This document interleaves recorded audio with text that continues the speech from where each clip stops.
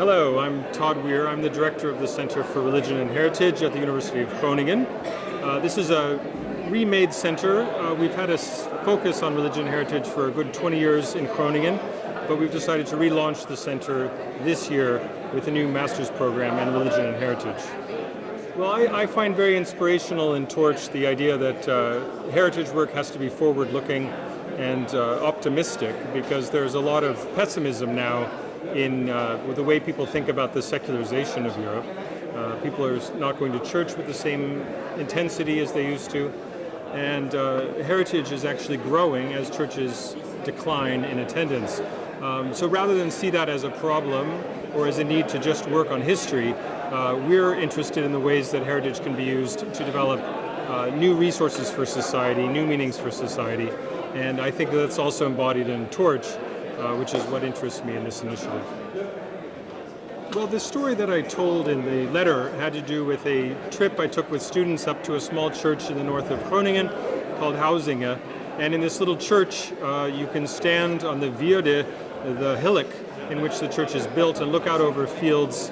And I took this to think about the fact that in the Middle Ages, people used to take refuge in the church from the storms that would come in from the sea. And I thought, oh, the tides, that's an interesting metaphor for religious heritage.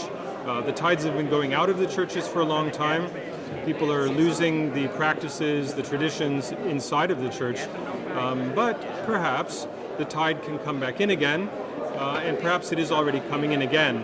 And we're looking at new ways that people in the north of Netherlands are engaged with religion and finding new uses for their churches.